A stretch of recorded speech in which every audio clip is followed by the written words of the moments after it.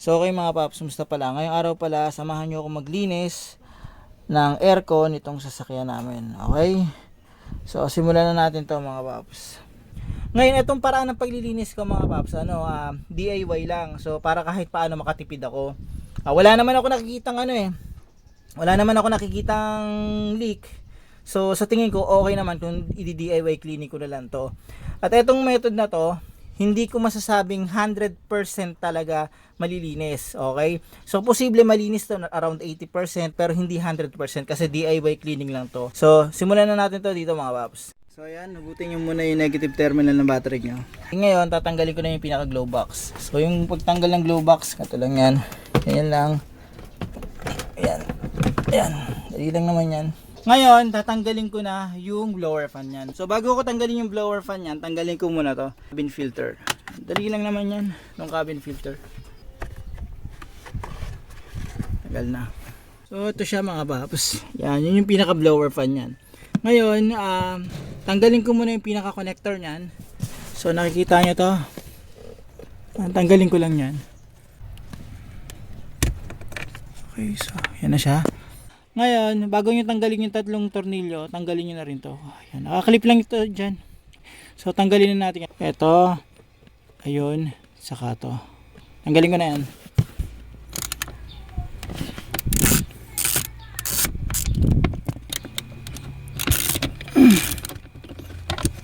Yan. So, tanggalin ko na to mga paps. Yan, ito yung pinaka blower.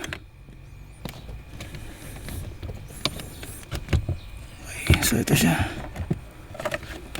Yan. Tapos tanggalin ko na rin itong pinaka niya, resistor block. Yan. Ayun, okay na.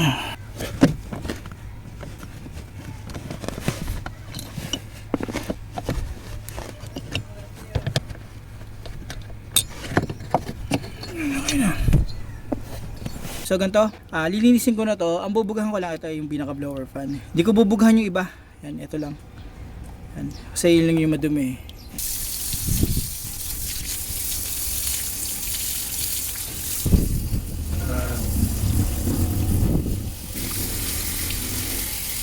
Ito, nalinisan ko na yan.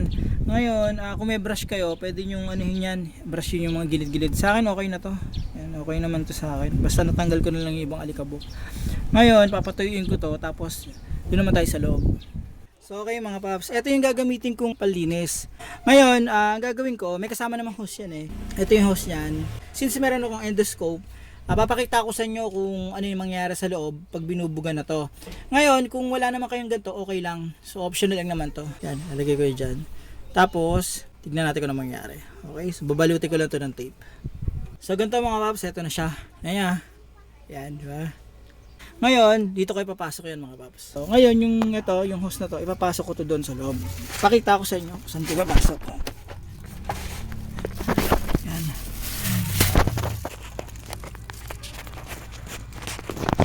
Yan, dito ipapasok.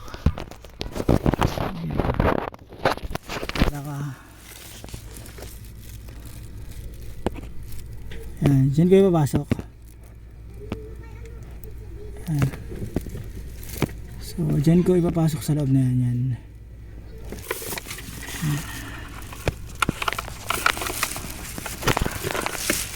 So, okay mga paps, ito siya. Yung camera ko kasi tinopak eh. So, ito muna gagamitin ko isa. Pasok uli yan dyan. Yan, kita nyo? Yan, tapos i-spray ko lang to. Okay, kita nyo yan. Yan.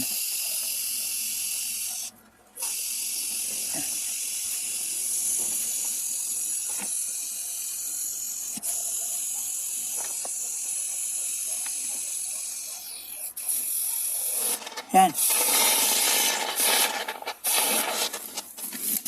Okay na. So ito mga paps, umapaw na. So ayan siya oh. Yan, umapaw na siya. Kita nyo naman di ba? Ngayon, pagkatapos niyan, aantayin ko lang yan ng mga 10 minutes para mag-liquefy yan. Pagkatapos mag-liquefy yan, babagsak na yung mga ano yan eh. yung mga tawag dito, yung mga tubig dito, punasan nyo na lang yan. Naglagay ako ng salalayan dyan. Kaya naglagay ako ng plastic dyan. So ayan mga paps, naglagay lang ako dito in case na may tumulo. Tapos yung ano nyan, sa baba nyan, pakita ko sa inyo. Yan, tulo na. Yan. O yan, tumutulo na siya. Ngayon, antayin ko lang yan. Kumbaga para siyang foam, tapos magli-liquefy siya.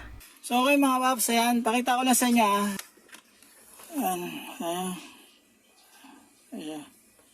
So ayan siya, hindi ko alam kung nakikita nyo eh, medyo mahirap ipakita dito. All goods na yan.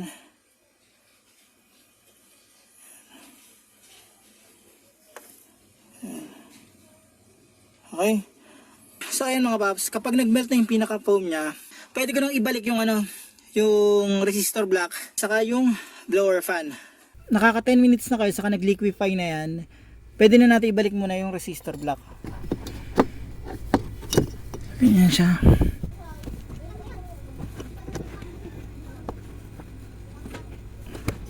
Ganyan. Tapos balik na ito. Brush niya. Okay. Tapos ang next natin mga paps, ito, ibabalik ko na to.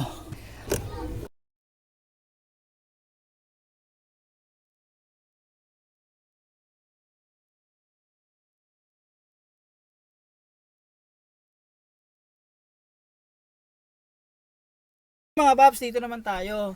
Sa normal na proseso, kung hindi nyo nagagawin yung ginawa ko, tatanggalin yung blower fan saka yung resistor block. Ganito lang gagawin nyo.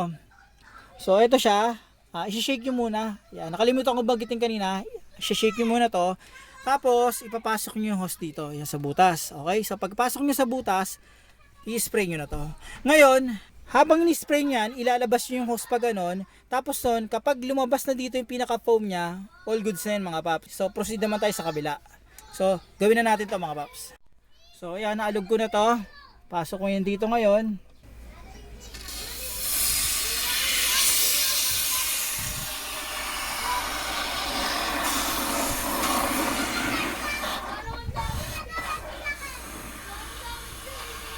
Okay. So, all goods na yan. Ngayon, kabila naman. Dito naman sa kabila.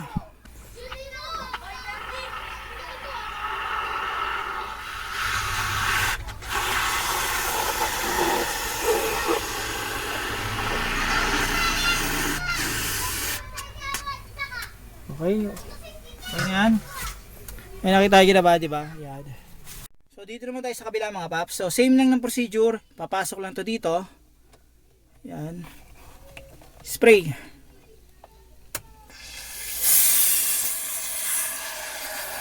Yan.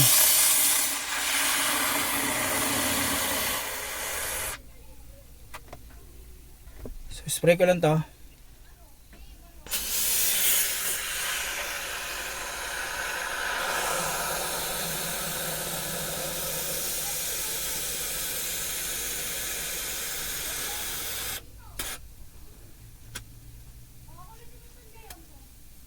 So ayan, isprayan ko na yan mga paps, pati yung kabilang side dito. Ngayon, mag-aantay ako ng 10 minutes para mag-meltdown yan. So habang nag-aantay tayo ng 10 minutes, binalik ko na yung negative terminal ng battery mga paps. Ito, ibabalik ko na yung filter nya. Yan. Tapos, yan. So, ayan na siya. Balik ko na to. So ayan mga paps, halos nakaka 10 minutes na ako. Ngayon dito tuyo na, dito hindi pa. Yan, may konti pa rito parang bula-bula. Pwede nyo gawin, diskarte nyo, taasan nyo yung fan. Pero kung susundin nyo kasi ang rules nito, low fan lang dapat. Pero pwede nyo taasan to, pero alalayan nyo na lang dito. Baka tumapon dito kasi yung sabon eh, punasan nyo na lang. So paano mga paps, hanggang dito na lang yung video ko. Sana kahit paano itong video na to, nakatulong to in case magdi-DIY aircon cleaning kayo ng sasakyan nyo. Ito mura lang to, nasa 180 lang. So murang-mura lang talaga magagawa nyo to.